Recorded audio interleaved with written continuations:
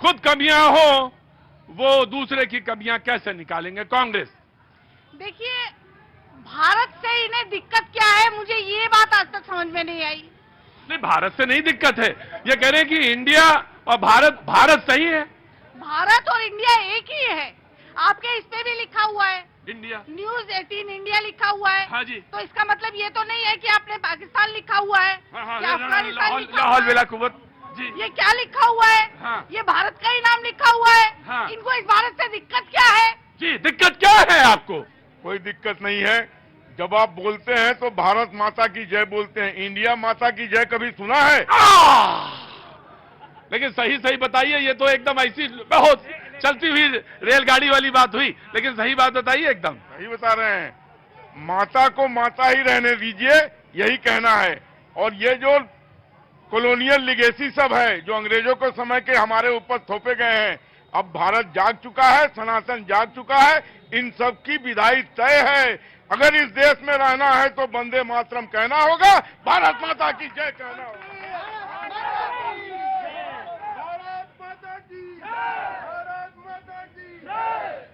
India का मतलब है कि मोदी जी कहे तो बहुत गजब है। हाँ। और ये और अनऑथराइज पार्टी के बीजेपी अनऑथराइज मतलब दूसरी बात थी। विपक्ष शब्द मैं ठीक कर देता हूँ, कोई बात नहीं, मेरा काम यही है। तो दूसरी विपक्षी कहे, टोटल विपक्ष वाले हाँ। एक आदमी, हाँ। तो उसमें अमृतसर में है, चंडीगढ़ में है। हाँ। इंडिया वालों को लिखा हुआ है, आज भी हैगा वो पत्थर अंग्रेजों का, नॉट इंडिया अलाउड। हाँ। तो मतलब इंडिया सही कि भारत? तो मोदी कहे तो इंडिया सही, हाँ। और ये विपक्ष वाले कहे तो इंडिया, ये अपने स्वार्थ को कहते हैं। तो ये अपने स्वार्थ को कहते हैं। नहीं जी, आ रहा हूं, जाइएगा नहीं जी। साहब कहां से आए? बलिया से। बलिया से। कुछ कहना चाहते? कैसे आना हुआ इधर? नहीं, हम कुछ नहीं कहना चाहते, हम तो यही रहते हैं जी। लेकिन इंडिया और भारत की जो बातें हो रही है ना, ये चाइना वाली मेथड हो गई कि आपने किसी का पर्टिकुलर नाम चुरा लिया। मतलब आपका नाम था और एक चुरा के हमने एक पार्टी बना ली। हाँ। उस तरह की बातें हो रही है। और भारत माता इंडिया की कोई प्रॉब्लम नहीं है, लेकिन देश में 25% लोग आज भी इंग्लिश नहीं लिखते, हिंदी ही बोलते हैं। हाँ हाँ। तो फिर भारत और इंडिया में 25 नहीं, ज्यादा, बल्कि ज्यादा। ऑफ कोर्स मैं आया 1 by 1 जी। भगवान श्री कृष्ण जिन्होंने गीता का परम ज्ञान दिया, उनकी इस उंगली में, तर्जनी उंगली कहते हैं इसको, गुरु की उंगली है ये, इसमें वो सुदर्शन चक्र धारण करते हैं और इसी उंगली से आप सब वोट देते हैं। और ज्योतिष शास्त्र में ये संतान की भी उंगली होती है। अब ये आपके हाथ में है कि अपनी संतान के लिए वोट डालना है, नेताओं की संतान के लिए। डराइए ना भाई, देखिए हम डरा रहे हैं आप। देखिए ज्योतिष जी कभी कभी डरा बहुत देते हैं। हाँ। जनगण मंगल दायक जय है। हाँ। भारत भाग्य विधाता, इंडिया भाग्य विधाता नहीं है। एक चीज बोलना चाहूंगी, मुझे आप इजाजत है? द्वंद्व कहां तक पाला जाए। हाँ। ये इंडिया और भारत का जो द्वंद्व है, जो वास्तविक नाम है वो भारत ही है, पुराणिक नाम है, सांस्कृतिक नाम है।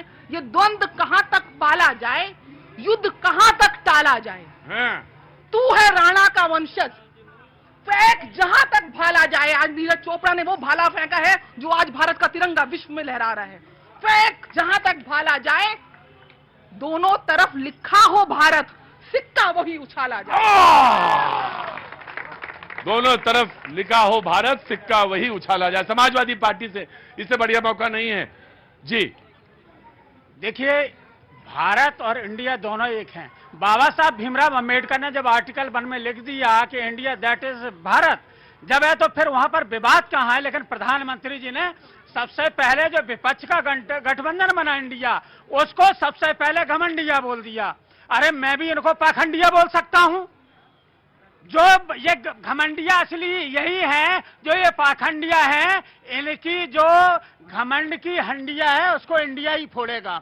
और ये कह रहे हैं कि इंडिया का नाम चीरहरण कौन कर रहा है।